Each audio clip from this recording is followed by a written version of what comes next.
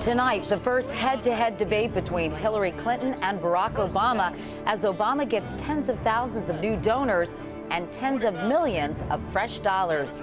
Meanwhile, John McCain wins superstar support, but conservative scorn. I'm Katie Couric. Also tonight, targeting a terrorist. A U.S. missile strike takes out one of al-Qaeda's top commanders. And he was a strong young Marine. What happened to him has his family outraged, and they want you to know his story. You don't want no other soldier to fight for his country and go through what he had to go through.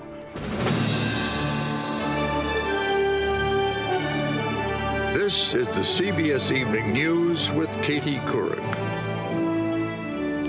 Good evening, everyone. We're just 5 days away now from the Super Tuesday showdown between Hillary Clinton and Barack Obama. What happens that day will go a long way toward deciding which one of them will be the Democratic nominee for president. Clinton is leading in the two biggest delegate prizes of the night, California and New York.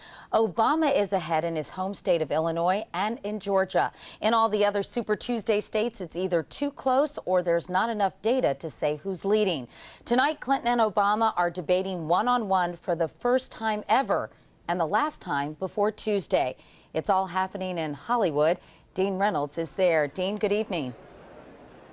Good evening, Katie. Well, it is just the two of them left standing now, and they understand that because of that, this year, one of them is going to make history. Barack Obama had some good news beyond the sunny Southern California weather today. His campaign announced it has raised $32 million in January alone. That matches the best 3-month showing he's ever had. He's signed up 170,000 new donors as well, and it looks like he will need every one of them.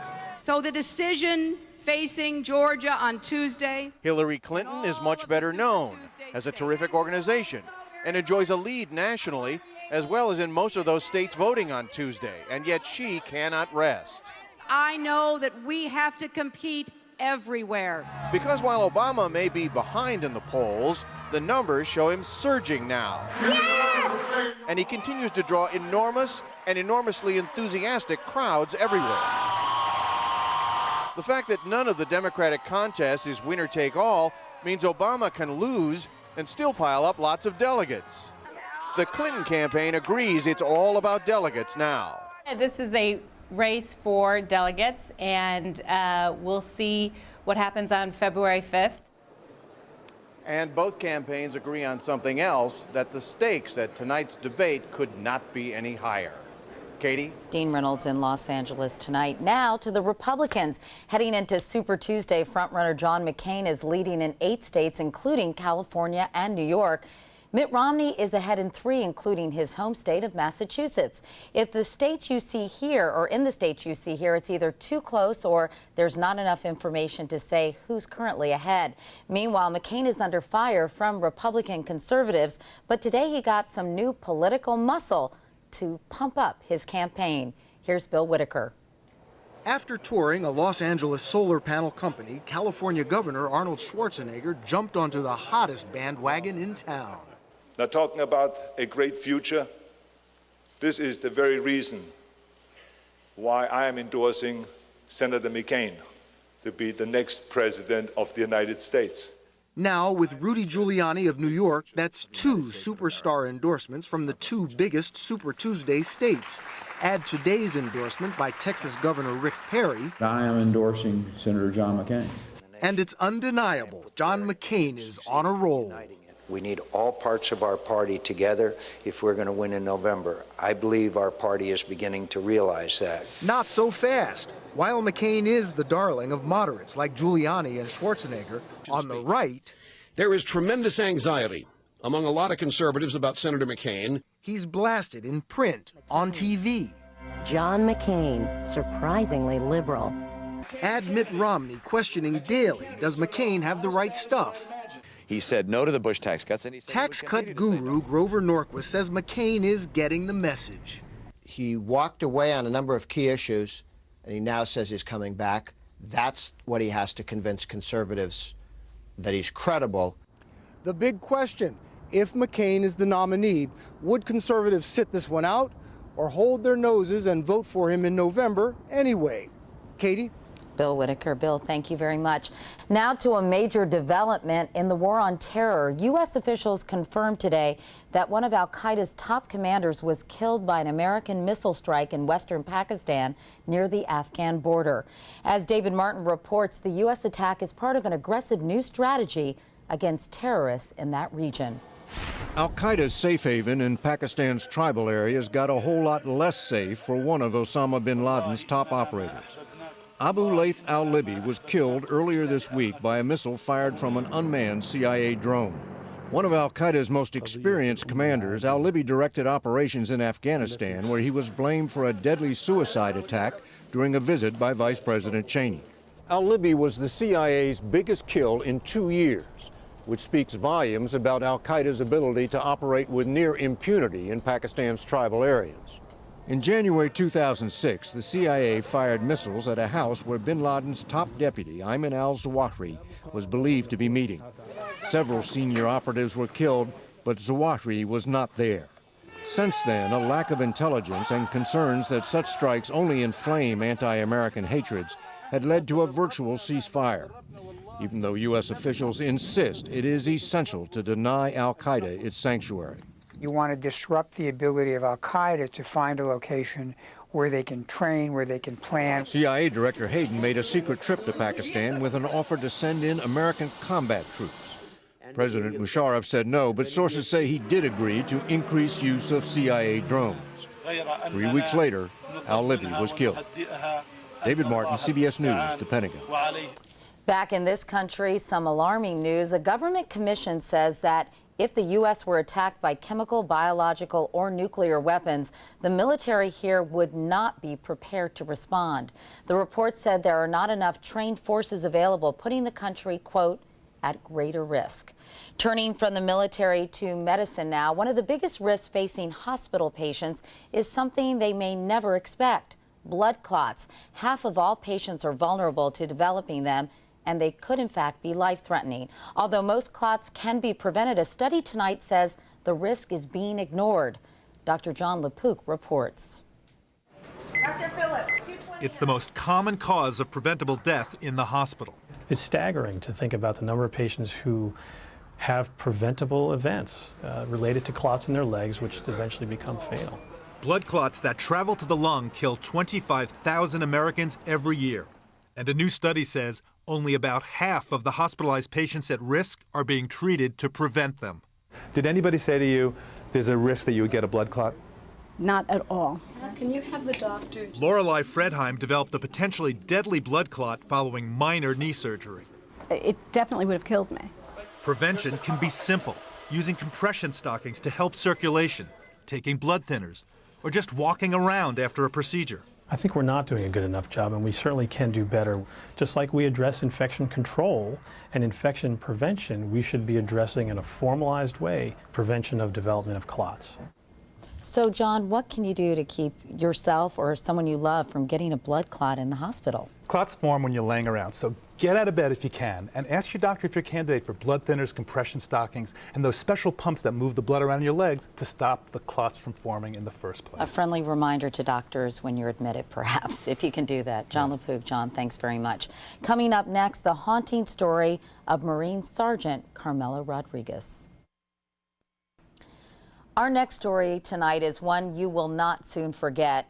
It raises serious questions about the quality of medical care the military is giving the brave men and women who put their lives on the line for us. It's the story of how one young Marine was treated, and we think a story that's really important for you to see. Our national correspondent Byron Pitts is here with more. Byron? Katie, this is a story about one Marine who served his country with honor. One Marine, one family. What happened to them has happened before. You're looking at Carmelo Rodriguez dancing with his niece last year. She don't care, she's loving it. By all accounts, this 29-year-old loved life, his family, and the Marine Corps. An artist, a part-time actor, here he is with actress Katie Holmes in a scene from the TV series Dawson's Creek. And this is Sergeant Rodriguez with his Marine buddies in Iraq in 2005. A fit, gung-ho platoon leader. It's not fair. This was Sergeant Rodriguez when I met him. That once buff physique whittled down to less than 80 pounds in 18 months by stage 4 melanoma. Surrounded by family, his 7-year-old son holding his hand. It was the sergeant's idea we meet. When Sergeant Rodriguez was in Iraq, military doctors, he says, misdiagnosed his skin cancer. They called it a wart. 8 minutes after I met Sergeant Carmelo Rodriguez, as we were preparing for an interview, he died. At his family's insistence, we stayed. With his body in the next room, we sat down with his relatives. Why have us here for such a painful moment for your family? This was his wishes, to have this known, because he don't want no other soldier to fight for his country and go through what he had to go through and be neglected. He said, don't let this just be it. Don't let this be it. Fight. That's what we're doing. We're gonna fight for him. Their fight is over what's known as the Ferries Doctrine, a 1950 Supreme Court ruling that bars active duty military personnel and their families from suing the federal government for injuries incidental to their service. In other words, unlike every other U.S. citizen, people in the military cannot sue the federal government for medical malpractice. You use the word neglected. Explain. When he enlisted in 1997 for his initial medical checkup, physical, the doctor documented that he had melanoma, but never told him or never had anybody follow up on it. And that was back in 97. If we would have known that in 97, he'd still be with us. Here's that medical report. The doctor notes skin as abnormal.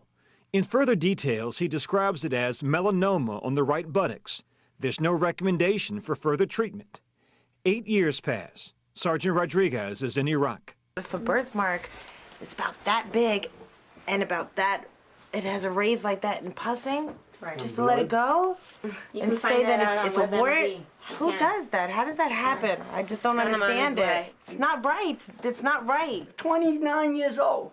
You know, and all his life was good, never into drugs, never into partying, never served his country faithful, served the Lord faithfully, and he held on positive because he's a soldier, he's a warrior, he's a Marine, he fought for his country and also for his family. According to a veterans group that tracks soldiers who are misdiagnosed, there are hundreds of cases across the country. 25-year-old Air Force Staff Sergeant Dean Patrick Witt was one of them. Witt's family says his appendicitis was repeatedly misdiagnosed. After emergency surgery, Witt ended up brain dead. He later died.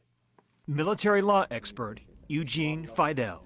You talk to military families who believe they have a malpractice case against the military, and you tell them what?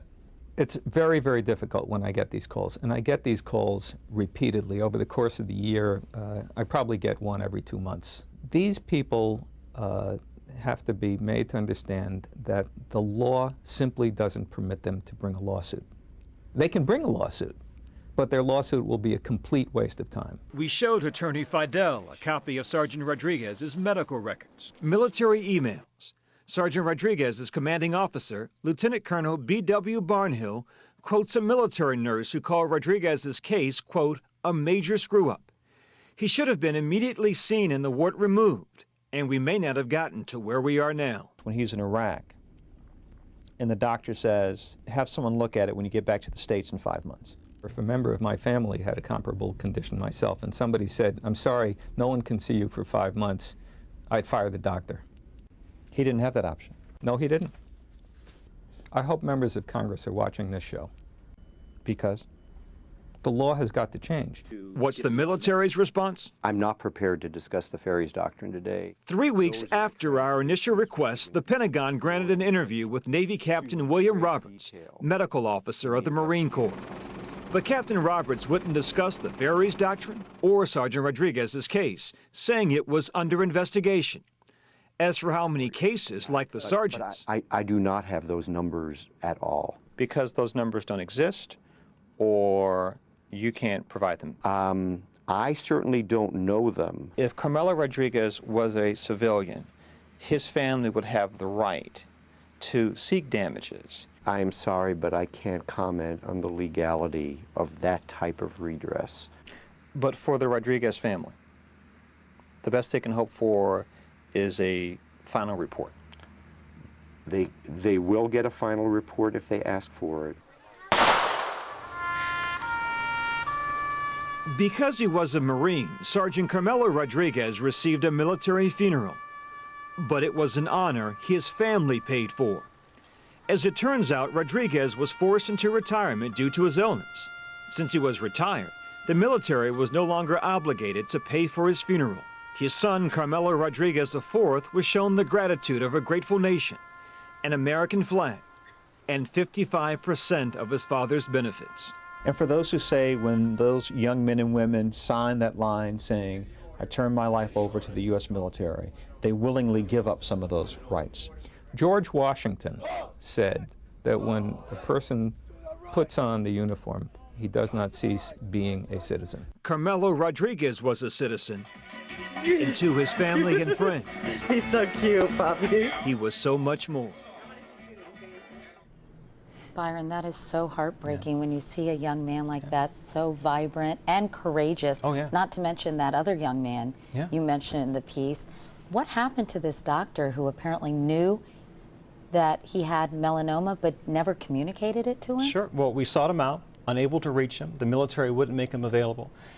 Not only did he not tell Carmelo Rodriguez, that information apparently was never passed along in his medical report. So when he went to the doctor in Iraq, no one knew, or at least no one checked his original medical exam. It's really outrageous, isn't it? A lot of people we talked to inside the military said, quite frankly, they're not surprised. They've heard about these kinds of cases over the years.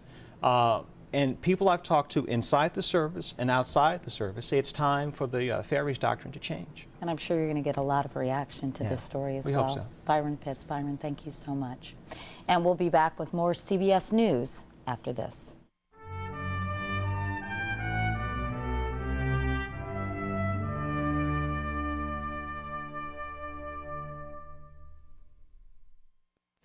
Now, the CBS News Money Watch. It was another wild day on Wall Street. The Dow fell nearly 200 points in the early going, but by the close, it had bounced back, posting a gain of more than 200. The NASDAQ was up 40 points. And in the latest sign of the slowing economy, the government today reported the smallest increase in consumer spending in 6 months. In Washington state, some intense weather has closed roads and stranded drivers. About 5 feet of heavy snow fell along the state's main east-west highway, Interstate 90, east of Seattle, at one point causing an avalanche that shut the road. No one was injured. The wintry weather forced truck drivers to pile into a nearby rest stop in order to wait it out. And this medical note tonight, the FDA sent an alert to doctors warning that epilepsy drugs may increase the risk of suicidal thoughts or behavior. The FDA's investigation involved 11 well-known anti-seizure medications, but the agency says the risk applies to every epilepsy drug, and it plans to work with manufacturers to add new warning labels. That's the CBS Evening News for tonight. I'm Katie Couric. Thanks for watching. I'll see you tomorrow.